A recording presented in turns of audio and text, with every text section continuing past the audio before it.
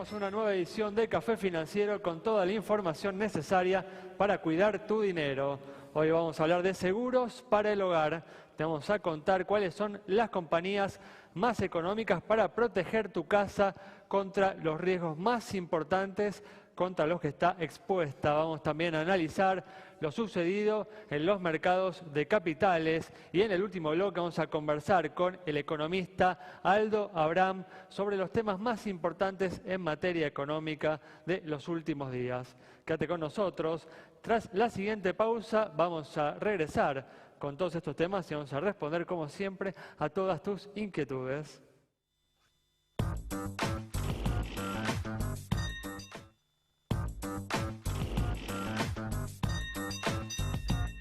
Bueno, ya estamos aquí con Yamila Escala y estamos con Diego Martínez Bursaco. Hoy no nos está acompañando Santiago Chelara, quien regresará con nosotros el viernes. ¿Qué tal? ¿Cómo andan? Muy bien, ¿cómo les va? ¿Qué tal? Bueno, gracias por estar aquí una vez más. Gracias. Bueno, vamos a arrancar con los temas que tenemos para hoy. Y justamente el lunes pasado se declaró la emergencia, el Gobierno Nacional no declaró la emergencia agropecuaria para 64 distritos de la provincia de Buenos Aires afectados por las inundaciones. Yami, bueno, ¿cuándo llegará el momento en el que los productores agropecuarios cuenten con seguros y no tengan que apelar, ¿no?, a la beneficencia, a la asistencia del Estado para cubrir las pérdidas que sufren por este tipo de eventos climáticos? ¿Qué querés asegurar? ¿La casa, el comercio, el campo? Bueno, prácticamente no puedes asegurar nada, ¿sí? ¿Y por qué? Porque tanto en lo que es, y lo quería extender un poco porque después vamos a estar dando lo que es la oferta de seguros para los hogares, ¿sí? Y en esto también entra el seguro contra daños por agua, como se llama, o inundación, porque claramente a uno se le inundan varias cosas. Bueno, el punto es que hoy por hoy, en lo que es multirriesgo climático, estamos hablando de un valor extensísimo, muy alto, y solo en algunas zonas de la provincia, ni hablar más hacia el interior. Pero como todo va en función del riesgo, también difiere y hay que consultarlo específicamente con las compañías aseguradoras de la zona donde usted tenga el campo eventualmente. Ahora, no solo el campo, y también nos vamos a lo que tiene que ver con los comercios y los hogares, y ya para dar solo un dato, entendemos que el 45% de la producción de seguros es patrimonial y está referida específicamente a los autos, con lo cual podemos llegar a pensar que si un 20% de las viviendas están aseguradas, y bueno, hablamos de muy poca gente pagando un seguro y de ahí la conveniencia que esto le genera a nivel económico a un seguro que es solidario, que tiene que generar un colchón suficiente para de repente hacer frente a una inundación. Una inundación que genera tremendos daños que ya son prácticamente incalculables, ¿sí? Y que después a la compañía de seguro le representa un montón de plata, por hablar así, digamos, al paso. Al margen de esto, ya los riesgos dejan de ser inciertos, motivo, o sea, base sobre la cual trabaja el seguro. Los riesgos son ciertos. A la persona que trabaja, que tiene un comercio o su casa en Luján y que se inundó el año pasado, se inundó este año, ya prácticamente no queda duda de que eso. Claro, de que se sigue inundando. Entonces, una situación que pone en jaque a los comerciantes, a la gente que se dedica a la producción agropecuaria, pero también a las compañías, y bueno, deja traslucir esto que vos me preguntabas al principio. Bueno, ¿hasta cuándo el Estado va a seguir haciéndose cargo con plata que de alguna manera recauda de todos los contribuyentes? Una situación complicada donde desde las compañías se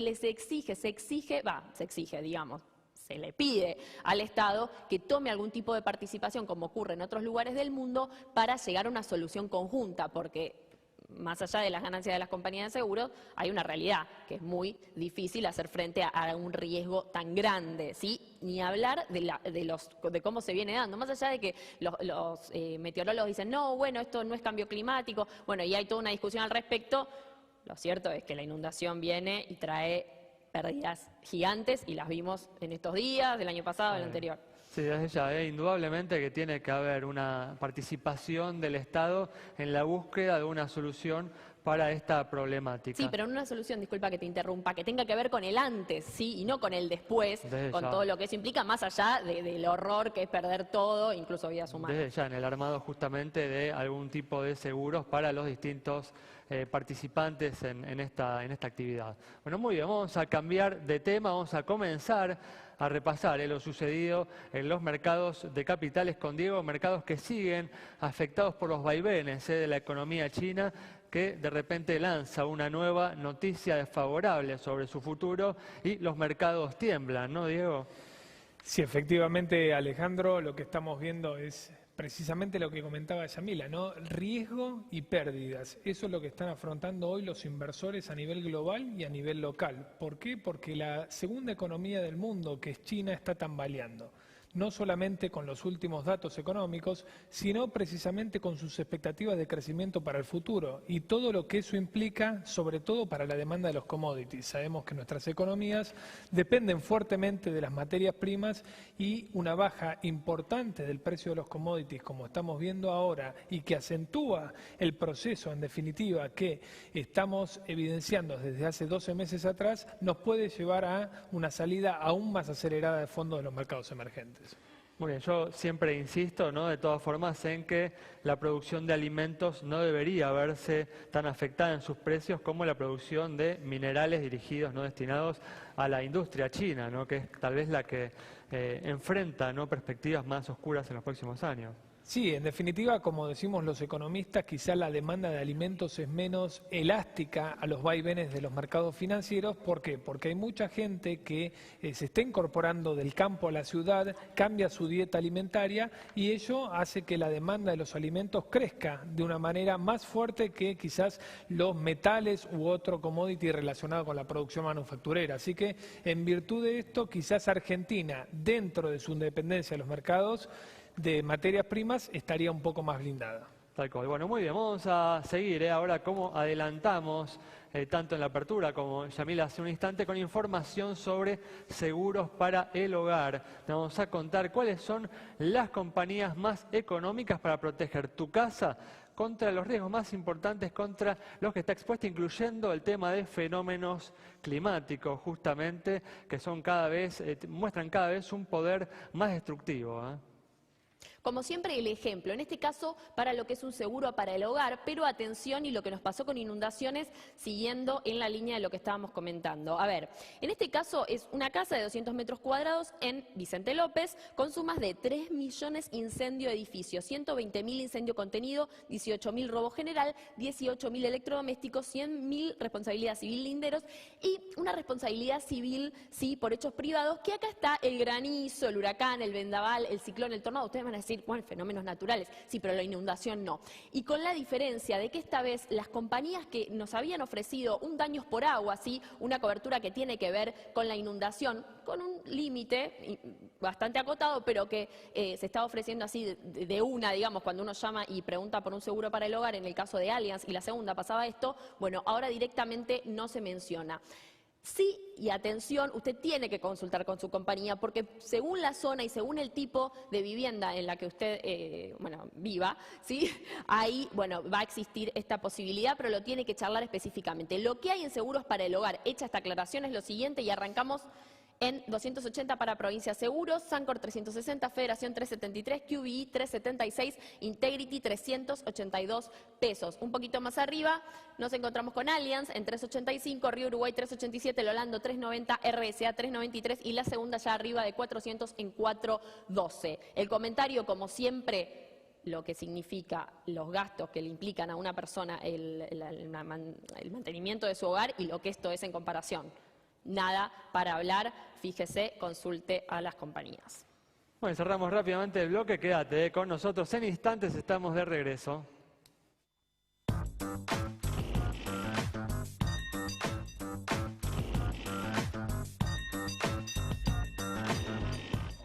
Bueno, estamos de regreso y vamos a comenzar a responder a tus consultas. Tengo acá justamente la pregunta de Capuchón sobre la situación del Banco Columbia. Capuchón se comunicó con nosotros a través del Facebook de Café Financiero.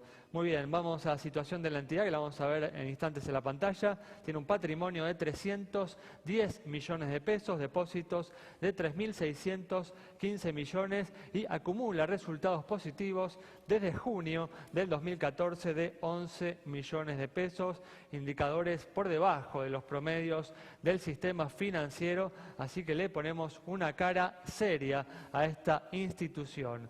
Bueno, cambiamos de tema y en los últimos meses el contexto internacional se ha tornado desfavorable para la Argentina. Hablábamos justamente en el bloque anterior sobre cómo viene afectando esta situación a nuestro país a través de la caída en el precio de la soja, y no lo mencionamos, pero también viene afectando a nuestro país a través de la devaluación del real, la moneda de nuestro principal socio comercial. Todas cuestiones que afectan, ¿no?, la capacidad del país para generar dólares en una situación en la que estos ya de por sí ya son escasos. Bueno, justamente nuestra colaboradora Maite Peñoniori dialogó con el público en la calle sobre esta cuestión.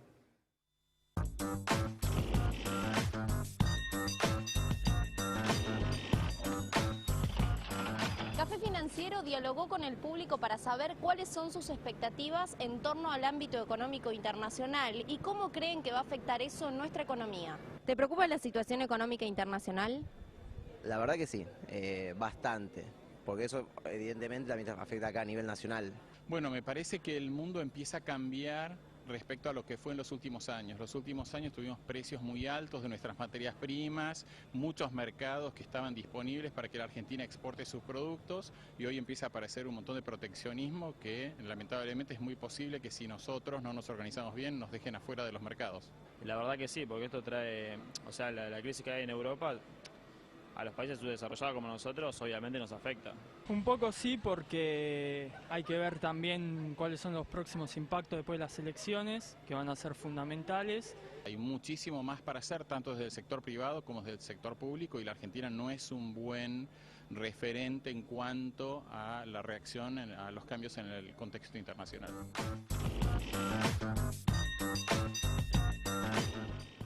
Bueno, como decíamos, un contexto internacional que agrega nuevas estrecheces a un final de ciclo, sin brillo definitivamente.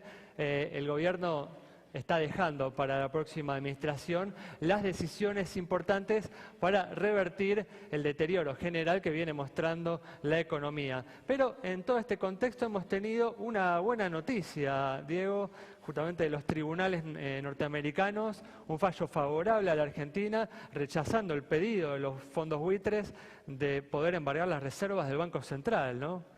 Sí, efectivamente, aunque son poquitas, son inembargables. Eso quiso decir la Corte de Apelaciones de los Estados Unidos y limitó un poco el poder del juez Griesa, ¿no?, que entiende la causa. Esto, en medio del vendaval financiero, le otorgó cierta fortaleza a los títulos públicos, ¿sí?, que cotizaron en alza esa jornada, aun cuando las acciones retrocedían con fuerza, y en definitiva vuelven a ser instrumentos interesantes para aquellos inversores que tienen una perspectiva de mediano y largo plazo y quieren aprovechar las tasas altas que pagan los bonos argentinos. Bueno, títulos públicos cuya calificación llevó al presidente de la Bolsa de Comercio, Diego, a compararnos con los países africanos. Sí, técnicamente el mercado argentino despertó una reacción del gobierno. Sí, o sea, a ver, en lo que respecta al concepto técnico de mercado fronterizo, que es aquello a lo que se refirió el presidente de la Bolsa de Comercio de Buenos Aires, Argentina es desde el año 2009 y esto tiene que ver por el encaje que aplica el Banco Central a los capitales que entran para invertir en la Bolsa Argentina y deben retener el 30% inmovilizado en las arcas del Banco Central. Eso técnicamente hace que Argentina sea un país fronterizo y bueno, en definitiva sí, dentro de esa categoría tenemos a países africanos y a países del Medio Oriente que realmente poco tienen que ver con la riqueza económica que tiene Argentina, pero sí con la capacidad y la limitación del mercado local. Muy bien, perfecto. Vamos a cerrar este bloque, como hacemos siempre, respondiendo a una última consulta sobre la situación de una compañía de seguros. En este caso para Susana, que nos consultó sobre la situación de Integrity, esta empresa presenta estos indicadores. Activo, 856 millones de pesos, pasivo 746 millones, resultado negativo 66 millones de pesos, patrimonio, no les dije, 110 millones, primas 531 millones de pesos, se informa 1.530 juicios. Con indicadores que se condicen con los del promedio del mercado, es que le otorgamos la luz verde de nuestro semáforo. Y recuerden, ¿sí? A ver. Acá abajo aparece, no aparece, bueno, no importa, ahí está, @Café Financiero en Twitter, en Facebook también nos encuentran como Café Financiero, nos escriben y les respondemos. Bueno, cerramos así el bloque, quédate con nosotros, al regreso vamos a estar repasando los hechos más destacados en materia económica de estos últimos días con el economista Aldo Abraham.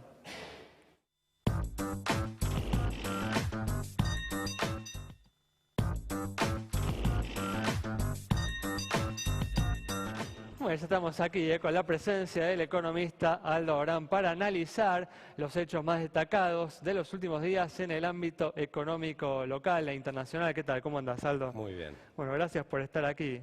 Un gusto, a pesar de que ando un poco afónico. Igual Bueno, se te escucha, ¿viste? Así que eso es lo importante. importante. Muy bien, en los últimos días se vienen publicando informes que hablan de una recuperación del consumo en nuestro país. Por ejemplo, un informe de la consultora CCR que habla de un aumento interanual del 0,6% en la compra de alimentos, bebidas y artículos de tocador y de limpieza. Me parece, Aldo, que el gobierno estaría logrando el objetivo que se ha propuesto, ¿no? De tener una recuperación del consumo, una mejora en la percepción de la situación económica justo en estos meses previos a las elecciones. Sí, evidentemente esto se está logrando a partir de, primero, darle tranquilidad a la gente. Eso se logró a finales del año pasado, cuando el Banco Central, a través de créditos que está consiguiendo, logró que las reservas se estabilizaran. Otra cosa que también ayuda son las expectativas hacia futuro del gobierno, de un futuro gobierno que están haciendo que muchos inversores a través de los mercados de capitales ingresen fondos y financien la demanda. Y por otro lado, el atraso cambiario. El atraso cambiario está generando una tremenda transferencia de recursos desde los productores de bienes a los consumidores, que pueden gastar más en esos bienes y más en servicios. Por eso vemos que los servicios y lo que es consumo hoy está evolucionando muy bien y la gente cuando consume está contenta y por lo tanto vota al gobierno de turno.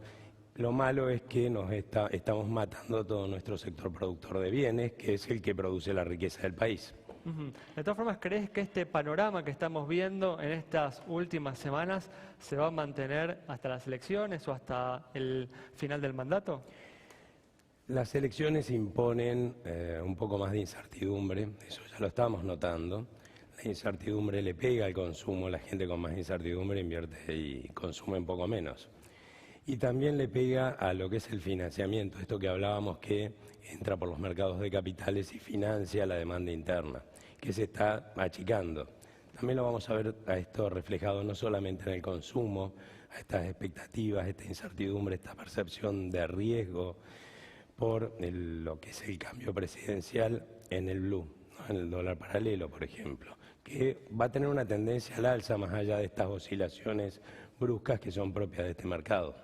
No, pero eso lo hemos visto justamente en estos últimos meses, ¿no? A pesar de esta recuperación que se está registrando, que se está estimando, ¿no? En el consumo, al mismo tiempo el blue ha pegado un salto importante en estas últimas semanas también, tocando, ¿no? El máximo de la semana pasada, el máximo histórico de 15 pesos con 97, ¿no? Sí, va a seguir con esta tendencia, por lo menos hasta que se defina quién es el presidente, ¿no?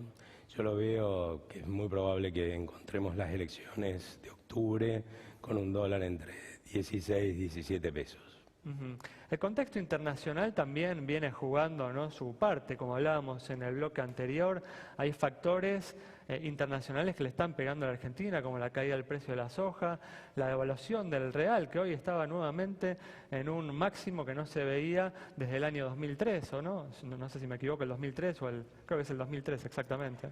Sí, el escenario internacional se ha puesto un poco adverso a la Argentina. Hacia adelante, la verdad es que no es esperable que mejore demasiado y uno debería preguntarse dónde están nuestros principales problemas y la verdad que no están afuera, están acá adentro.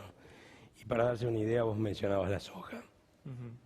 Si mañana sacáramos el cepo cambiario y liberáramos el valor del dólar oficial, para los señores que producen soja sería lo mismo que de golpe aumentara el precio de la soja a $500, lo cual claramente implica que no tendría ningún problema y estarían produciendo un montón. O sea que realmente tenemos problemas locales que son peores que la parte internacional y que eso por lo menos lo podemos resolver nosotros, ¿no? Claro, tal cual. De todas formas, ¿Cuál ves de los candidatos, ¿no?, presidenciales que se están presentando, aquel con las propuestas que te parecen más convincentes y más adecuadas para los problemas que hoy está presentando la economía y que obviamente va a tener que enfrentar estos problemas a partir del 10 de diciembre? Mira, más que ponerle nombres al tema de quién está presentando las mejores propuestas, yo diría quién es el que está tratando, habría que preguntarse quién es el que está tratando de que la salida del cepo sea lo más ordenada e inmediata posible. Y eso es lo que deberíamos estar mirando todos los argentinos. Hay problemas de fondos que hay que resolver, por ejemplo, el tema del gasto público, que es el origen del cepo, pero lamentablemente hasta que no salgamos del cepo cambiario, la economía no se va a reactivar, el empleo tampoco, y no vamos a tener perspectivas de desarrollo, con lo cual yo trato de mirar y seguir a ver los mensajes, que es bastante difícil porque no quieren decir nada. Bueno, justamente igual en relación al ¿cuál cepo es el hubo, que va a ofrecerme esa mejor salida, ¿no? en relación al cepo igual hubo, ¿no? Así que tal vez fue el único tema en el que los candidatos se han expresado, ¿no?, con cierta contundencia, ¿no? Por ejemplo, Macri señalando, ¿no?, que el cepo lo va a levantar apenas asuma. Después Massa también estableció, ¿no?, un plazo de 100 días para hacer el cepo. El que, bueno, fue por ahí, habló, ¿no?, de esta idea de gradualismo, fue Daniel Scioli. Sí, eso es cierto. Y la verdad es que salir del cepo gradualmente es muy mala idea.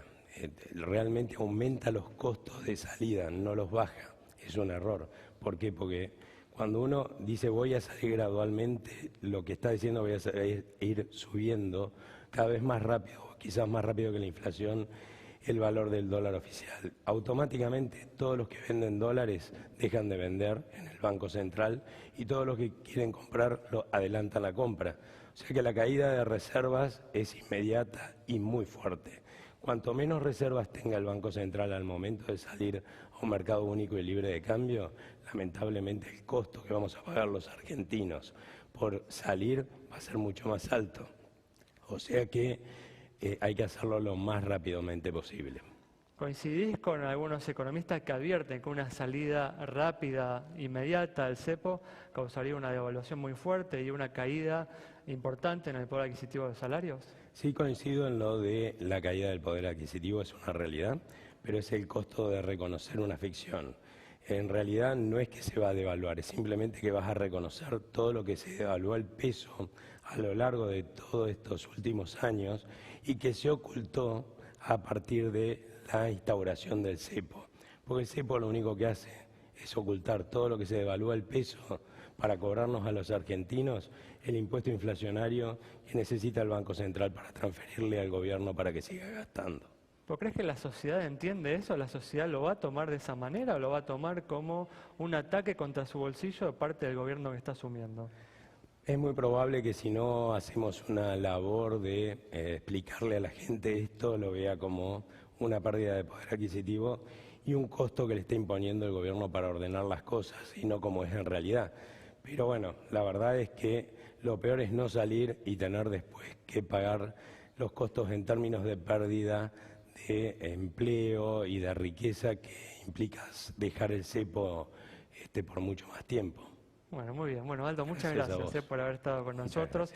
Nos vamos entonces con las opiniones de Aldo Abraham sobre la situación de la economía y sobre las importantes decisiones que deberá tomar las próximas autoridades al asumir el próximo 10 de diciembre, que involucran cuestiones que son realmente importantes para el futuro de la economía argentina. Nos reencontramos el próximo viernes a las 20 horas aquí en Metro.